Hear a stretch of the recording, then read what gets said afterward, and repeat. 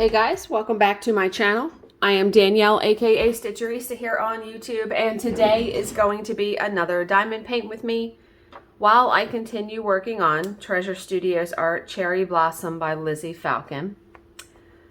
I wish I was off work today. Today's like a gloomy day. Looks like we're supposed to get some rain. It would have been a really nice day to sit and diamond paint all day, which I couldn't tell you the last time I did that. But we are going to have a true crime story time, of course, but we will chat as we always do before. Now I'm still working on the black. There's a lot of black in this section. So thank you for all the comments on my little short quick update yesterday. I feel a little bit better today. I'm tired. I did get to bed at about 10 of 11 last night, which my aim was 10 o'clock. I actually went in my room. I stitched until like 9:45. And then I laid in bed and watched TV. And then finally turned the TV off at like 10:50.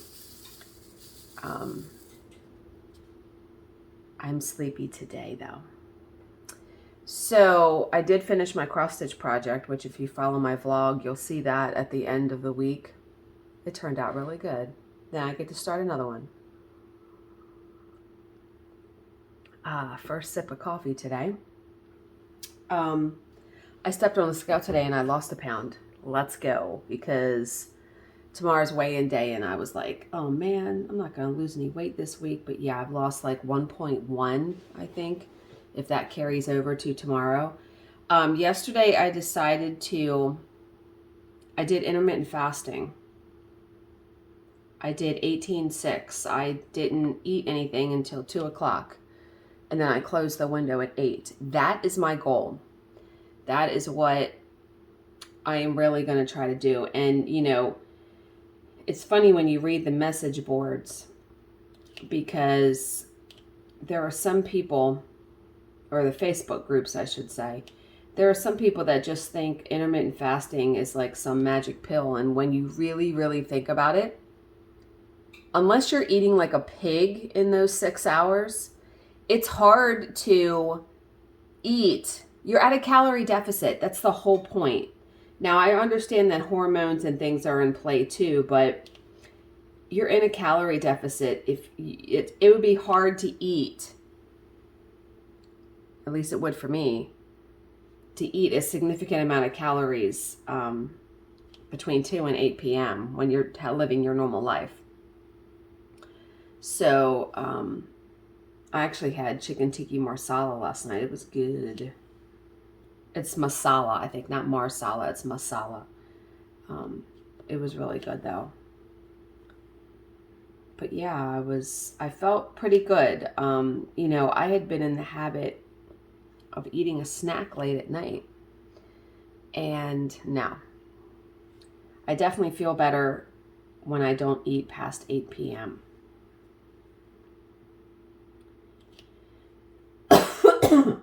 Still have a tiny bit of a cough.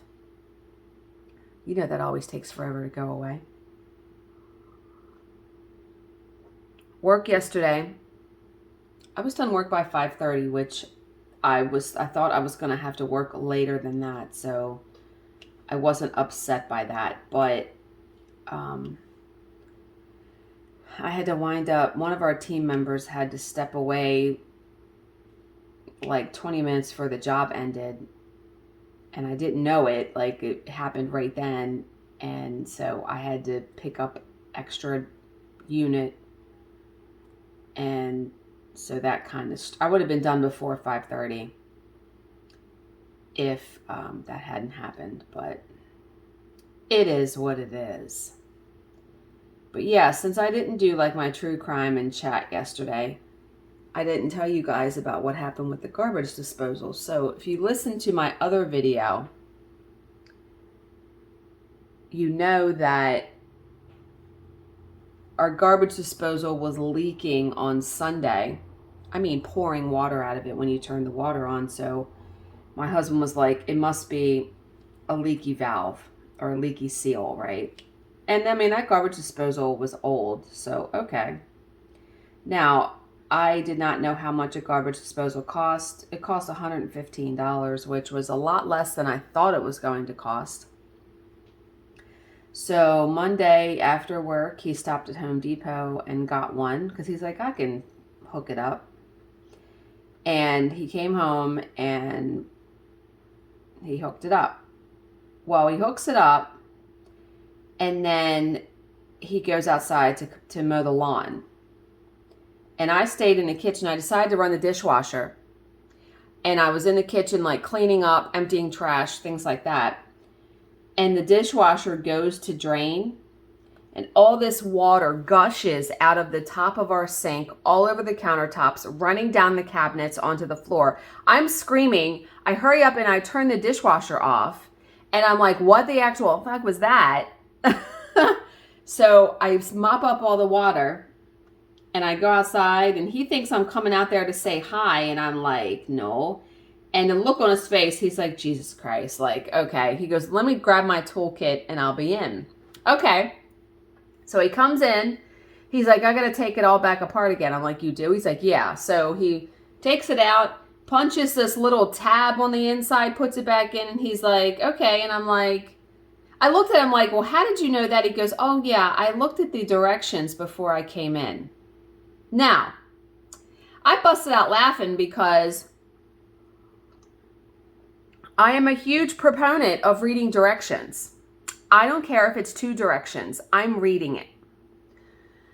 It must be a man thing because when I told my dad the story, he said he does the same thing. He doesn't read the directions. And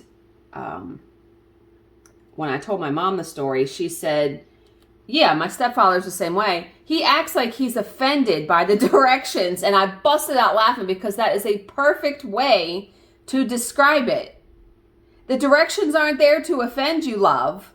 They are there to help you, prevent you from, having water fucking gushing all over your countertops when you run your dishwasher. Now, that tab is in there because if you don't have a dishwasher, you need to leave it in there. Yeah, so that happened, but now it's all good and yeah, we're good now. But I was just like, really? And I wound up ordering like this, a mat for under the sink, but it's not coming until Monday. So all the stuff that's underneath our cabinet has been on our dining room or our kitchen table since Sunday. Yeah, he's like, can you find a mat? Because the underneath there is just, I had said, well, we'll put down contact paper, but he was like, no. And so I found a mat that is made to go under your sink. Yeah. And then it was funny too yesterday. So I'm working. And yesterday's job wasn't hard, so that was good. So I'm sitting there and I'm working and I get a text from Jill and the text says, is there a flavor you don't like? And she had don't all in caps and I'm like, what the fuck is she talking about? So I wrote her back and I said, what are you talking about? And she's like, oh my God. She meant to text that to her husband. They were talking about flavors of Powerade. I was dead. I was so dead. Yeah. That was funny. Sometimes we've done that. Sometimes you send the wrong text to somebody, especially if they're the last person you texted. You know what I mean? Okay. Yeah, my job today starts at 10. And get this, the company, it's like a spy store. Like, those stores you can buy like a camera that's in your pen and stuff if you're trying to catch your cheating spouse. It's that. But I don't think it's about that, though. I don't know what it's about, but I saw the name in the caption and I was like, what the fuck? Okay. Okay. The stuff we normally listen to is like boring AF. So, it'd be nice to listen to something juicy. We never have stuff like that, though. No. I think I can count on one hand in the 20 years I've been doing this job, the times we've had juicy stuff. Yeah. Okay. Today's story is Martha Merrick. So as insurance frauds go, this one was pretty audacious. Emil Merrick had decided to chop off his leg. Jesus Christ, what? He had decided to chop off his leg in order to claim against an accident policy. The plan was to make it look like the axe had slipped while he was cutting wood, but after striking the initial blow, Emil collapsed in agony.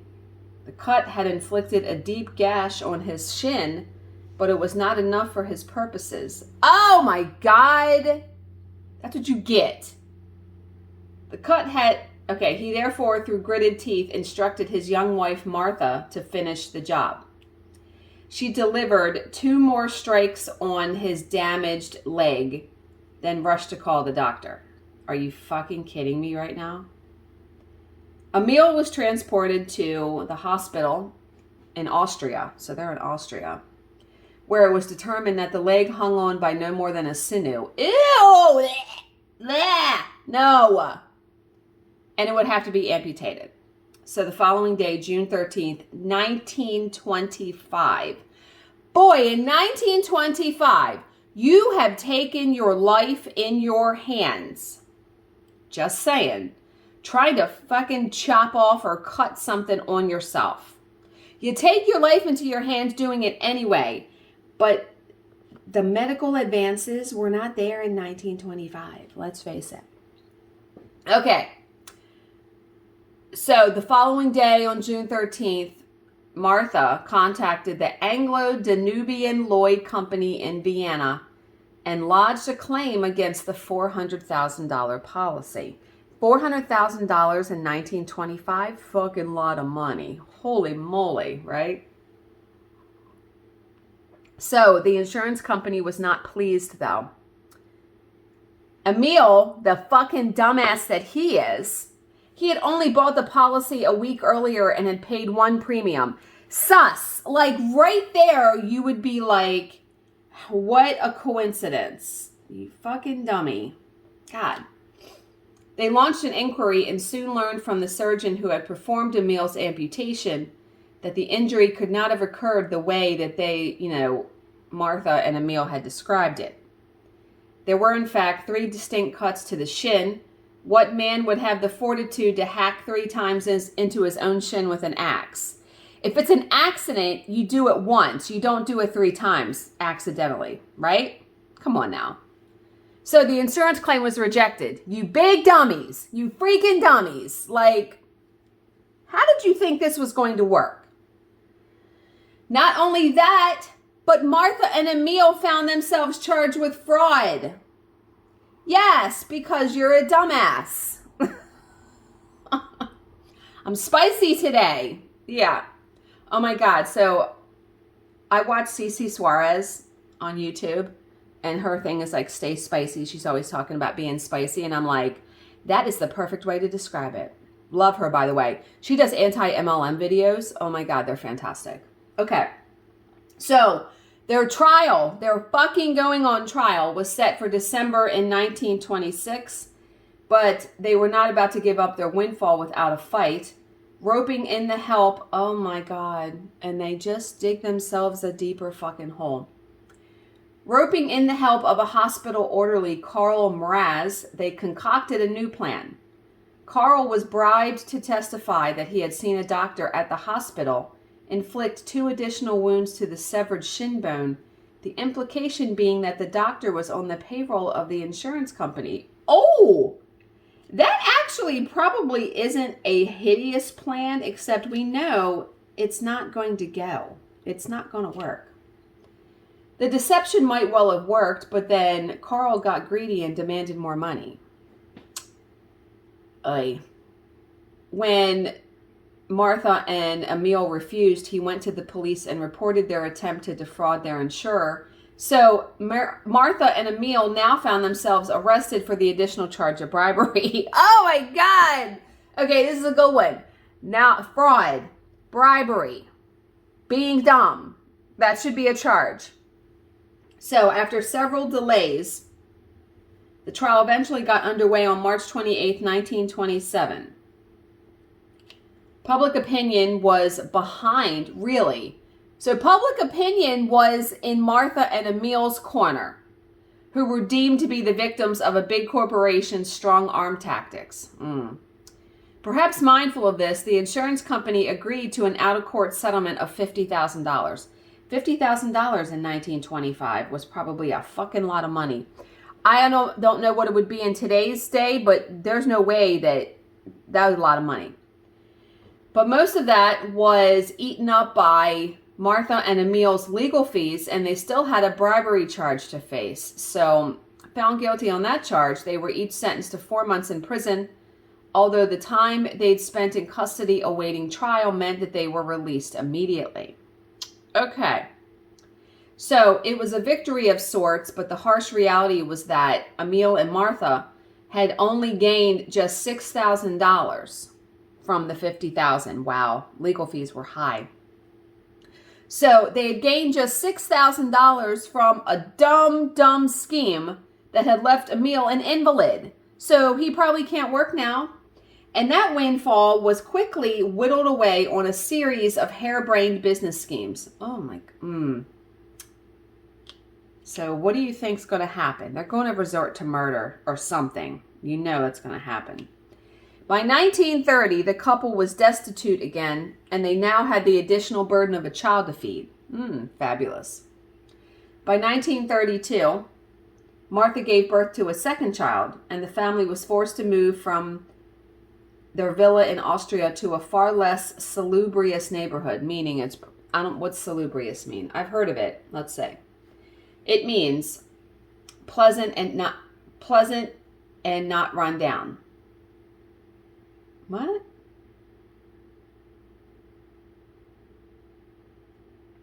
Oh, so a far less pleasant place? Okay. Yeah, we get that.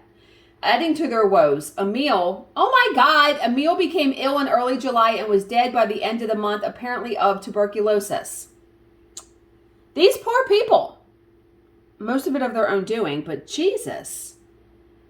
So Martha cashed in an insurance policy on his life, and she received another payoff when her baby daughter died on September 2nd.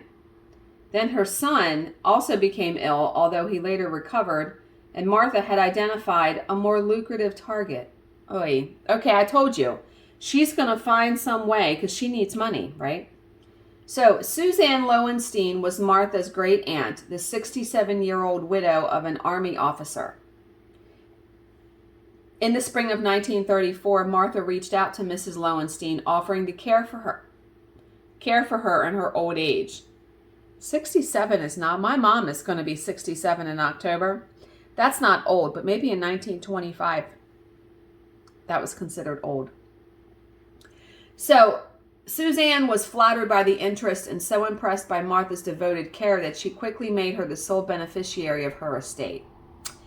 Red fucking flag there. That would prove to be a huge mistake, right? Within a month, Suzanne was dead, and Martha became the proud owner of a well-appointed home on the Couple Weisergasse. Wow, that is a long name. I don't even know if I said that right. She got Suzanne's home. But Martha had never had a head for money, and it wasn't long before this latest windfall had been sufficiently eroded so that she had to take in boarders.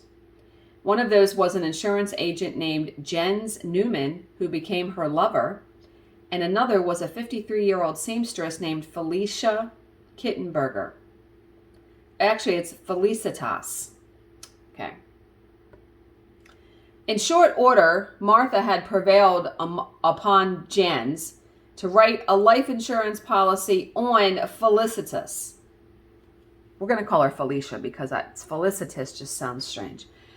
So she convinced her lover to write a policy up for Felicity. We're going to say Felicity. That's even better. Felicity with Martha as the sole beneficiary. And oh my God, did you watch that show Felicity when it was on TV?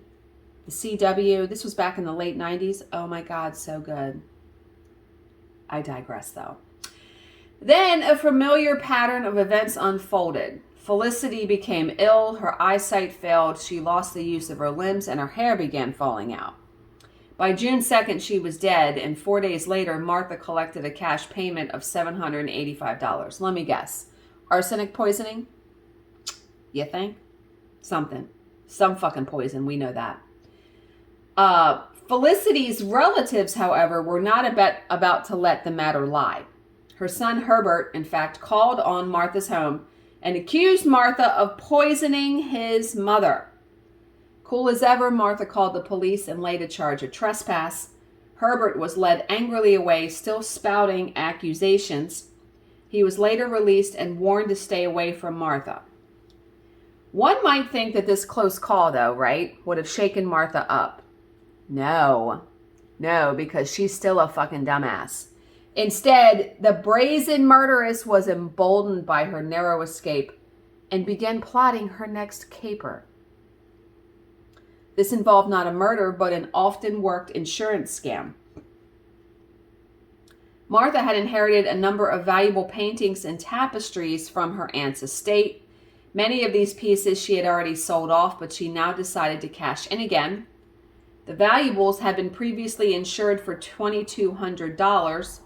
In October 1936, she phoned the police and reported a theft. The detective sent to investigate the robbery was Rudolf Peternell, a junior officer in the Vienna police force. Rudolf was immediately suspicious of Martha's demeanor. She walked awkwardly, dragging her right leg and with her right arm dangling lifelessly by her side. What? Asked about her condition, Martha said she had recently suffered a stroke, and this surprised Rudolph because Martha sometimes supplemented her income by performing as a cabaret singer, and he had just that morning read a newspaper article on a performance she had given, and she looked well enough in the picture. Like a cabaret singer, you're dancing, you're singing, you're not... Yeah. So his suspicions were aroused. He began looking into Martha's background. He learned that she had been born in Hungary 38 years earlier and had been adopted at an early age. Her adoptive father, Rudolf Lowenstein, had later abandoned the family, and Martha had been sent to an orphanage in Vienna. At age 12, she had been returned to her adoptive mother and had begun working as an errand girl in a dress shop. Slim and dark-haired, Martha was a very pretty girl, and in 1911, when she was 13, she caught the eye of a wealthy department store owner named Moritz Frisch. With the approval of Martha's mother, she became his ward. Oh my good night. Moving into his luxurious villa in fashionable modeling. He pampered Martha and paid for a top-class education that included finishing schools in England and France. Ew! Gross. And in exchange, Martha became her 62-year-old patron's lover.